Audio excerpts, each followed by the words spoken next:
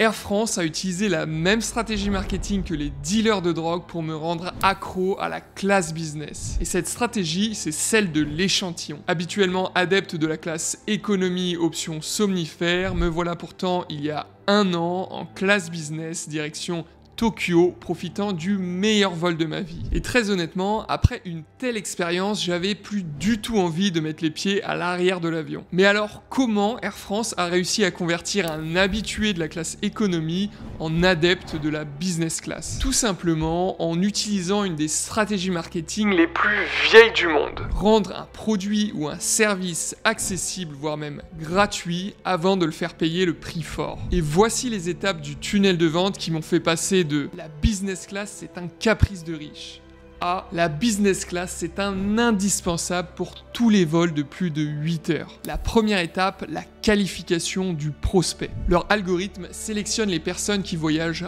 régulièrement sur des longs courriers en classe économie afin de déterminer l'audience la plus propice à devenir un client récurrent de la classe business. Ça leur permet d'investir leur budget marketing sur la population la plus à même d'avoir une belle LTV. LTV qui veut dire Lifetime Value, ce qui signifie le chiffre d'affaires que va représenter un client tout au long de sa vie en tant que client chez Air France. La deuxième étape, la formulation d'une offre irrésistible et disqualifiante. Initialement, j'avais pris des billets en classe économie pour faire mon aller-retour Paris-Tokyo. Mais quelques jours avant mon vol aller, on me propose un surclassement en classe business pour un supplément de 700 €. C'est un prix suffisamment bas pour le rendre accessible à quelqu'un qui est prêt à investir dans le confort de son voyage ainsi que dans des services de meilleure qualité, mais c'est aussi un prix suffisamment élevé pour venir disqualifier les personnes dont le niveau de revenu n'est pas suffisamment élevé pour renouveler l'expérience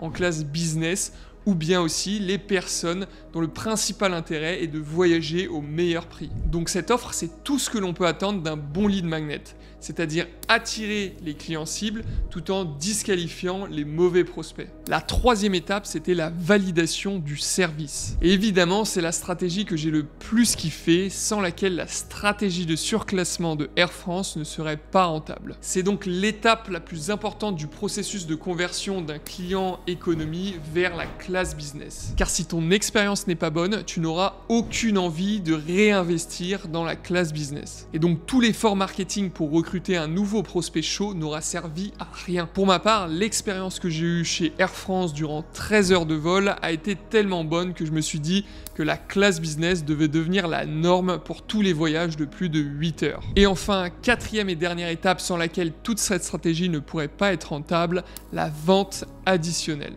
Me voilà désormais au Japon en train de profiter de mon séjour avec l'idée en tête que je vais sortir la carte pour le vol retour afin de aussi profiter de la même expérience qu'à l'aller. À ma grande surprise, en voulant me surclasser pour mon vol retour Tokyo-Paris, le supplément pour profiter de la business class n'était plus de 700 €, mais de 2600 €. Et là, la cuenta fait un petit peu plus mal. Mais pour un client qui peut se le permettre, ou bien pour un voyage d'affaires, c'est une expérience qui pourra sans aucun doute réitérer à plusieurs reprises dans sa vie de voyageur. Et donc voilà comment Air France peut vous faire passer d'un simple voyageur en économie à un adepte de la classe business. Si vous avez aimé ce nouveau format vidéo, n'hésitez pas à me le faire savoir en commentaire. C'est un format un petit peu différent de ce que j'ai l'habitude de faire d'un point de vue marketing et acquisition. Mais en tout cas, si ça vous a plu, j'hésiterai pas à en refaire de nouveau. C'était Joachim de Lead Club et je vous dis bon vol.